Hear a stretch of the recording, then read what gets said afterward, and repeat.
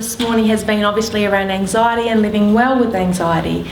And I guess, I suppose over the years I've heard lots of stories. We use this word recovery a lot, and sometimes that will mean different things for different people, and sometimes a little bit confused by the term recovery, because sometimes people will say, well, they feel like they're not actually recovered. So I guess some people have said it's about accepting that they're going to be living with anxiety and learning how to best manage that. Part of the other issue that comes up with anxiety obviously is sleep. Anxiety and depression, often what happens also is that people struggle with sleep. So I'm going to introduce you now to Dr. Cathy Stevens, and Cathy also came along as was one of our volunteers, I think even maybe 6 years ago. Was it, Cathy? A long time ago. Pushing 7, I think. Yeah, 7 years ago. And so it's really lovely to have our volunteers now who've come back and done their training and now sitting up here and presenting and sharing their wisdom and knowledge with you. So Cathy's a clinical psychologist who conducts sleep research and also works in private practice at Footscray and Hawthorn, and she's actually going to share with us how the symptoms that come up for insomnia and the fact, and hopefully give us some strategies so we all can get a better sleep. So please welcome Dr. Cathy Stevens. How should I get my presentation on, Michelle?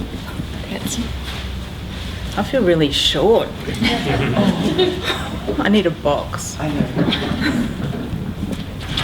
So just while Michelle is, it's the only thing on there, so it'll be easy to find, is getting this set up, I became interested in sleep as a result of doing 13 years of shift work. And I was a paramedic for 13 years, and I got to the point where I thought I was never going to sleep properly ever again in my entire life. And so I left being a paramedic, and I turned to psychology, and I became a psychologist, and I did my doctorate in clinical psychology, and part of my doctorate I did a research project on sleep in people with chronic fatigue syndrome. And so that sort of, I really developed my interest in sleep in particular, and so then after I graduated I went on to private practice. Primarily I work with a range of people, but I've sort of now specialising in sleep. And I also keep my hand in sleep research, and I'm currently involved in trialling a sleep intervention in Australian military veterans. There you go.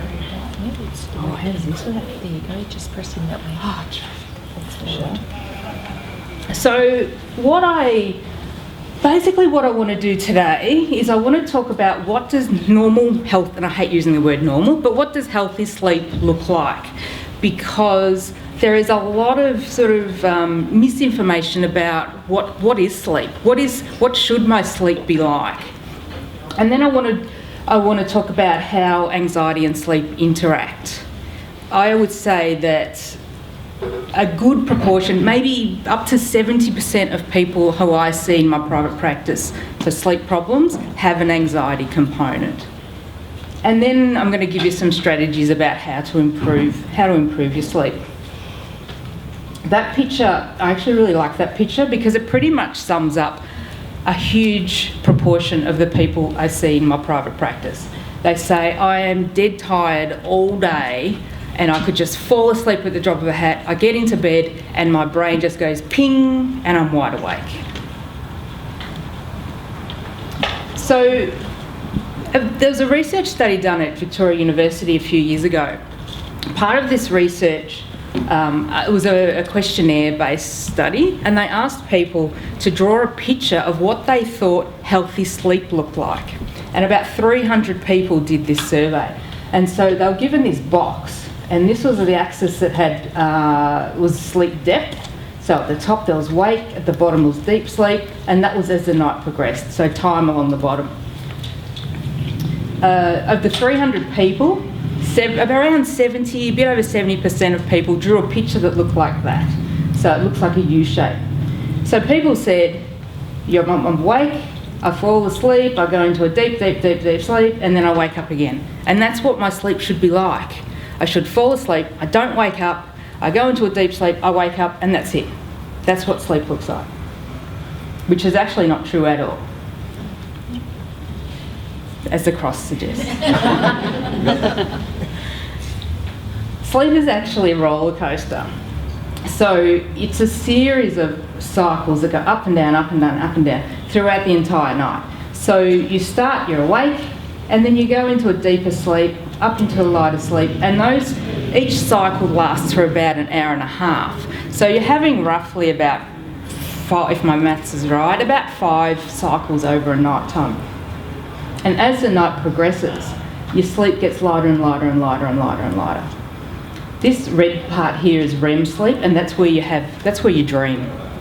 And that gets longer as the night goes on, which is a theory is why you tend to remember your dreams the last thing when you first wake up, because you could spend up to an hour in that REM sleep. But what's important here is, and this picture doesn't depict it particularly well, but what happens is that in this transition between REM sleep and stage 1 sleep, which is the lighter stages of sleep, everyone wakes up. And it's just a matter of whether you remember it or not. Most people don't remember it. Some people might remember it, they might get up, go to the bathroom. Other people might just roll over. But it's basically normal to wake up several times during the night. It's whether or not you're aware of it, and probably the key issue is how long does it take you to fall back to sleep.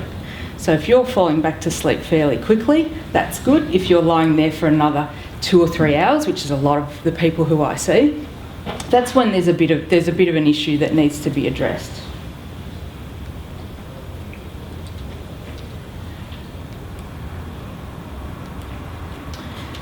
So another important thing to know about sleep is that this stage 2 sleep here is known as ambiguous sleep.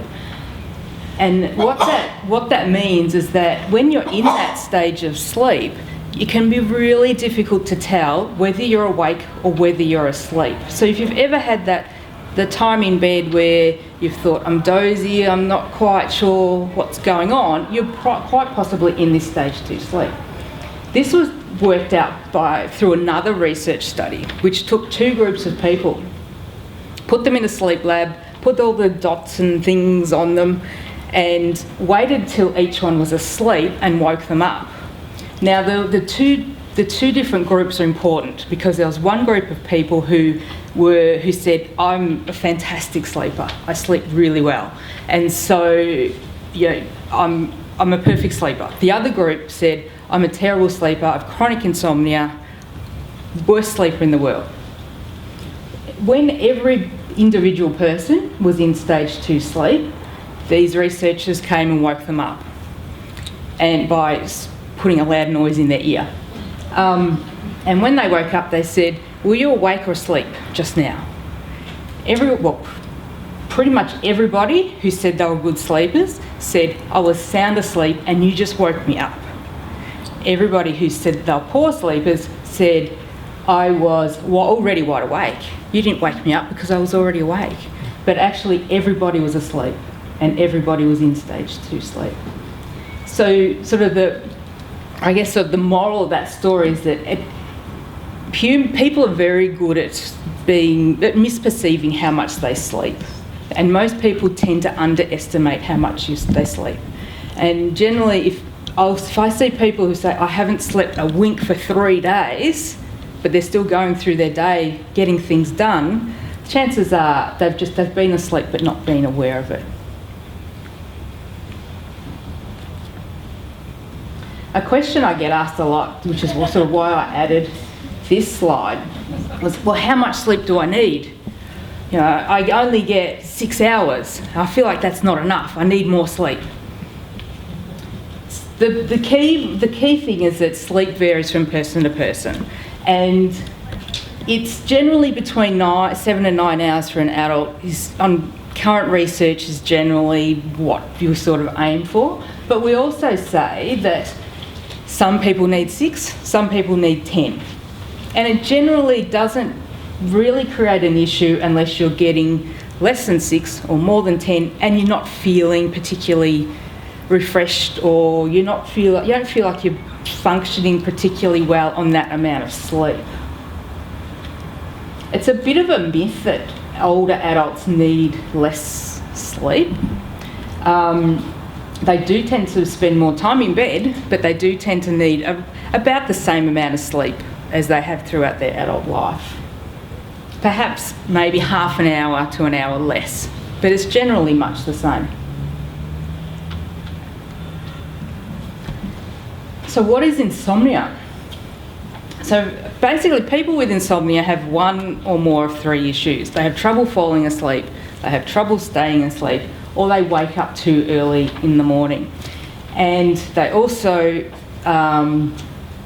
feel it the next day. So they feel really tired, they can't get stuff done, they get snappy.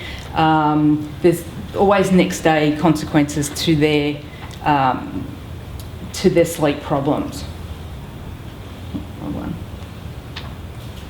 So this is not an exhaustive list, and there are so many things that can cause insomnia, and today we're focusing on the anxiety and worrying, and worrying about not getting enough sleep is a big issue. There's also sometimes insomnia doesn't have a clear-cut reason. And also there's just so many things that can cause insomnia. Risk of having insomnia. Just because you've got anxiety doesn't mean that you necessarily have insomnia. People with anxiety can sleep really, really well. Just that whole idea of just a brain that thinks and thinks and thinks can keep you awake. Even if you have a short period of stress that can disrupt your sleep, say in a short term, even once the stress is gone, that insomnia can still persist for some time. So the worrying about sleep, what happens is that you tend to create this vicious cycle with anxiety and sleep. So you're in bed and you're thinking, I need to get to sleep. So I'm trying to get to sleep. I'm still awake. An hour later, I really should be asleep. So your anxiety rises and rises and rises, and then your sympathetic nervous system kicks in, so the adrenaline starts running around your body as you're thinking, I should be asleep, the time's ticking away. And so you get that perception of threat, which then you're not going to sleep. If your brain thinks you're in danger with this false perception of threat, it's not going to let you sleep. And so then that just creates this cycle that goes round and round and round and round. So what can we do about it? So there are lots of things to do for better sleep. So these are just some sort of general tips. So you want a bedroom and a bed that's quiet, dark, comfortable, preferably on the cool side, because in order to sleep, your body temperature actually has to drop just a small amount to promote sleep. Now, no watching TV, using laptop, mobile phone while in bed. It used to be, TV used to be the biggest evil when it came to sleep. It's sort of shifted a bit. It's now laptops, mobile phones and iPads are the evil when it comes to sleep. And there's a few reasons for that. One, we want your brain to associate bed with sleep and intimacy, and that's it, effectively. And so we don't want the stimulation of using a laptop and a mobile phone, watching TV in bed to interrupt sleep and keep you that arousal levels going. But what's probably more important nowadays, and this is it's a bigger issue with younger people, but it also happens in older people, and I know that I'm being a bit prone to check Facebook before I go to sleep on my phone. But the reason why now that laptops and iPads and mobile phones are the new evil is that they all emit a particular ray of light. And it's a blue ray of light that hits your eyes, and it hits the back of your eyes, and it turns off it suppresses your melatonin production. Now, what melatonin is, it's a natural hormone that your body produces that promotes sleep. And as the day progresses, your melatonin, when you wake up in the morning, your melatonin's low. As your day goes on, the melatonin gradually gets higher and higher and higher, and then it gets to the point where it's okay, that it's time to go to sleep. That sleepiness feeling comes on. What this blue ray of light does is it halts that to a great degree. So your melatonin then takes that much longer to reach the level where it's going to induce sleep. These are fair. I think most people know about avoiding alcohol and caffeine. I'd actually argue for probably longer than 4 hours, particularly for caffeine. I usually tell people, preferably only have a coffee in the morning and that's it, but it sort of depends from person to person. Alcohol can put you to sleep quicker, but it tends to impact on going into deeper stages of sleep, and it's very disruptive in the second half of sleep. Regular exercise is important. Probably one of the things about exercise is not to do it too close to bedtime. So don't do it within a couple of hours before bed. One is because it's it's stimulating, so you want to be able to slow down, but also it raises your body temperature. And as I said before, your body temperature needs to drop in order to sleep. So it's just going to take that bit longer if you've exercised just before bed. This can be hard. I find this hard, getting up, particularly if you're someone who has to get up at 6 in the morning to get to work on time. It's a pretty big ask to get up at 6 on the weekends. So I'm not a total Nazi, and when it comes to sleep scheduling, but if you are having trouble with sleep and you are having trouble with insomnia, the closer you can keep to a regular sleep schedule, the better. But on the weekends, an hour here or there shouldn't impact you too much. And you could play it by ear and trial and error anyway. This is a hard one. No clock watching. And it's very easy to get into a habit of looking at the clock and saying, okay, it's 2 in the morning, I have to be up at 6, that means if I go to sleep right now, I'll get 4 hours sleep. And then half an hour later, okay, it's 2:30, I've got to get up at 6 o'clock. If I go to sleep right now, I'll get 3.5 hours. And then your anxiety just gets higher and higher and higher and higher as the amount of potential sleep you're getting gets less and less and less and less. Which then we just go back to that cycle of anxiety and sleep. Anxiety, insomnia. So some tips which I've found useful, like particularly for people who say, well, my brain just doesn't switch off. It just goes. I'm worrying all the time, I'm thinking about stuff, I'm planning my day when I'm in bed.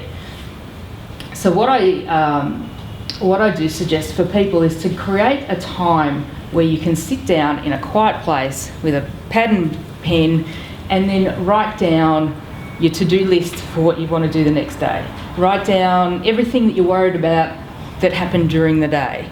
Anything that's on your mind. I say people, don't censor it, you don't have to read it again. But the idea is to get it all out of your head and then have some sort of ritual where you fold it up or do something with it, put it aside and say to yourself, that's done. I don't have to deal with that again. Everything I wanted to say is on paper, so I'm not going to forget it. I don't need to think about it while I'm in bed.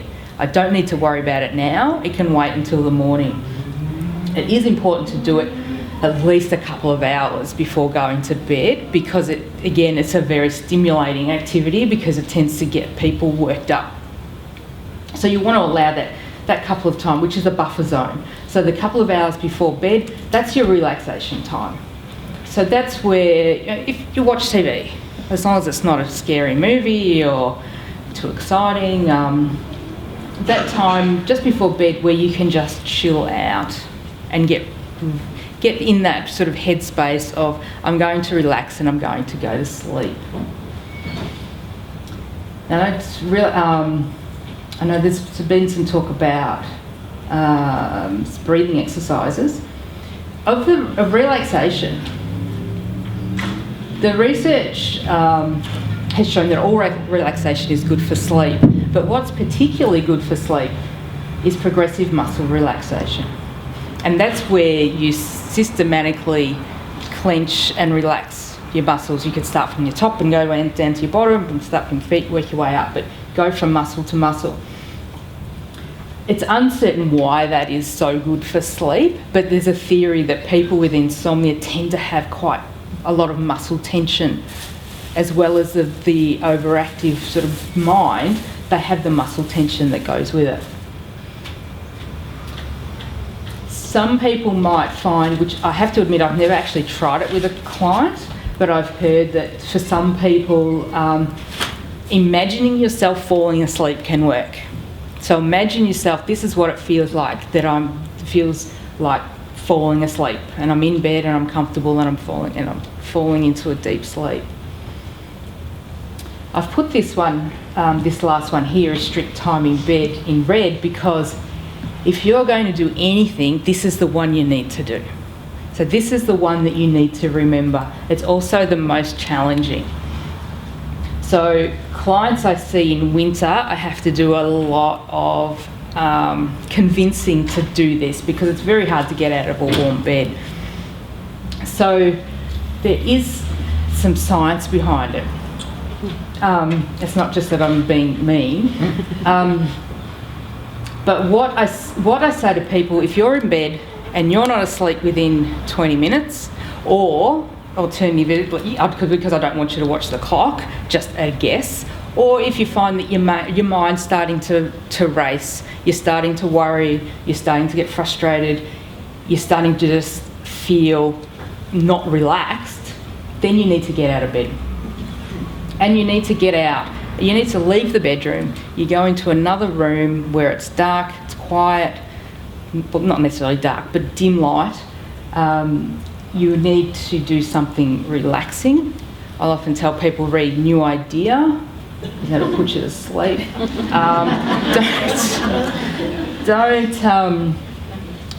Don't do your journaling at this point, because that can generally get you a bit, can get your brain going and going and going and going. You'll find yourself 3 hours later, you're still journaling. Watching TV is okay, as long as you're not sitting right in front of the TV, and as long as it's fairly non-stimulating. Usually that time of night there's some pretty good infomercials on.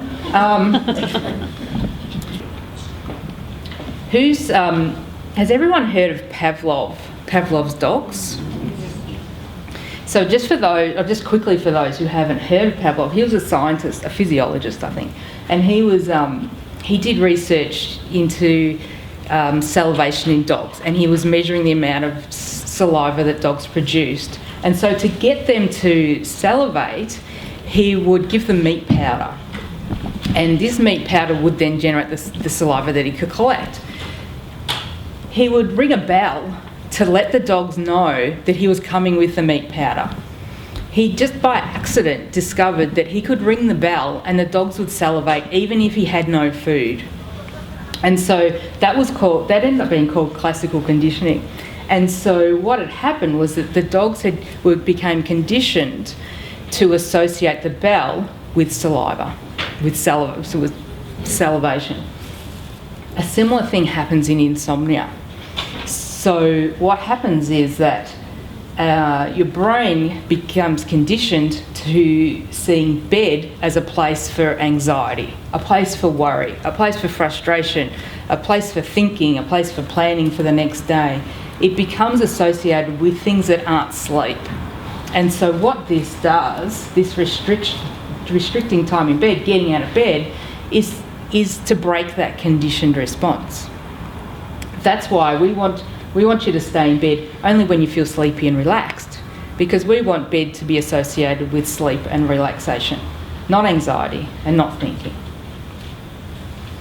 And this really, really does work.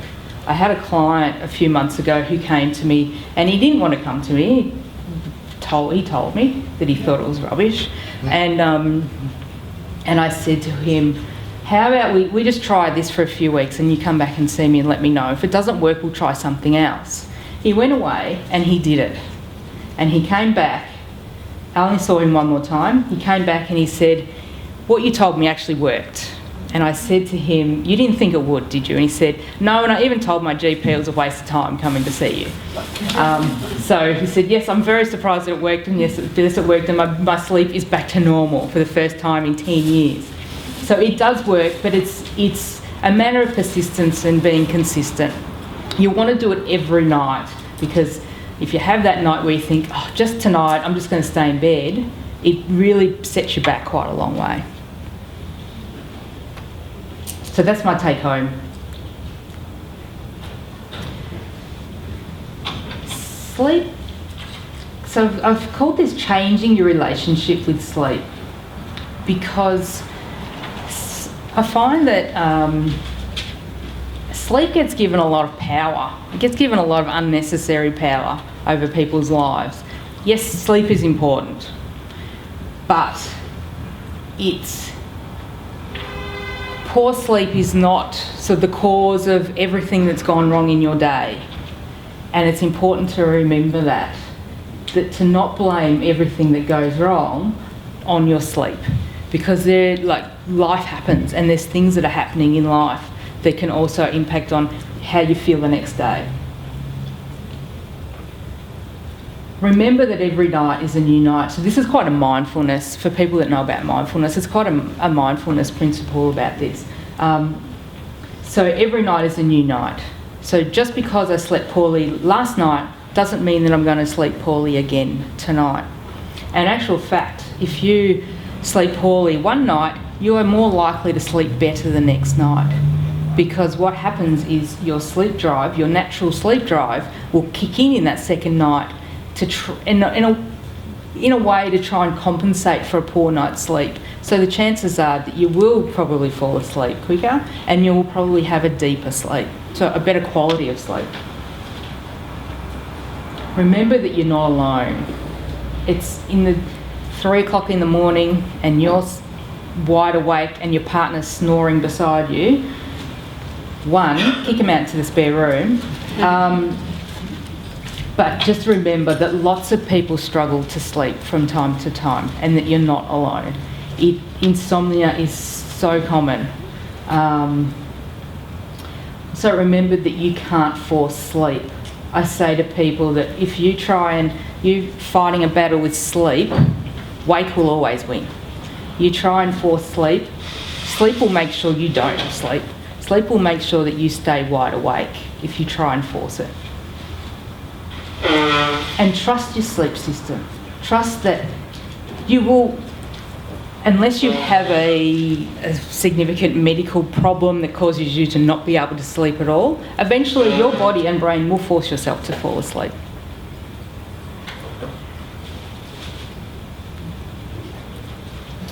So, and I guess I sort of got to this point many years ago where I thought, I am never going to be able to sleep well ever again. And it's very easy to think how well you sleep is out of your control, but you actually do have quite a lot of control in what you do, particularly what you do in regards to sleep, and also how you think about sleep and how you let sleep, what's the right word? It's about your relationship with sleep. So if you're able to change some of the things that you do with sleep, and how you think about sleep, there is definite improvements to be had.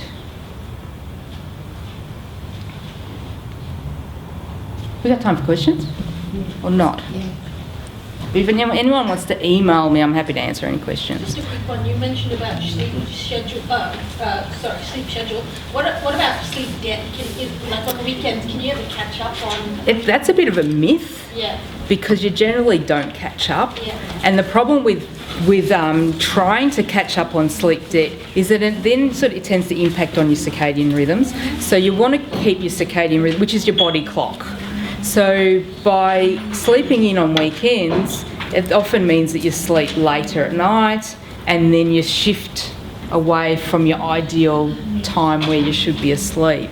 And your body will.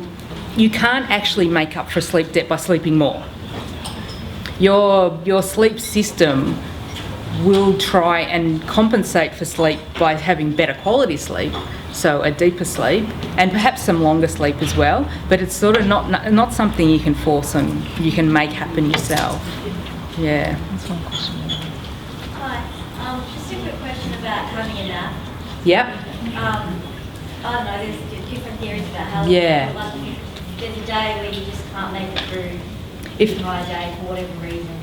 Are you completely against it, or? I'm not totally against it. Unless you have really significant insomnia problems, I would say if you can avoid a nap, avoid a nap. If you just absolutely cannot get through your day without one, I would say have one. But the key thing is the timing. So set your alarm for 20 minutes, and when the alarm goes off, get up. Because there's a couple of reasons for that. One is that it'll stop you from going into the deeper stages of sleep. And when you go into the deeper stages of sleep, you feel really groggy. You have that sleep inertia for some time afterwards.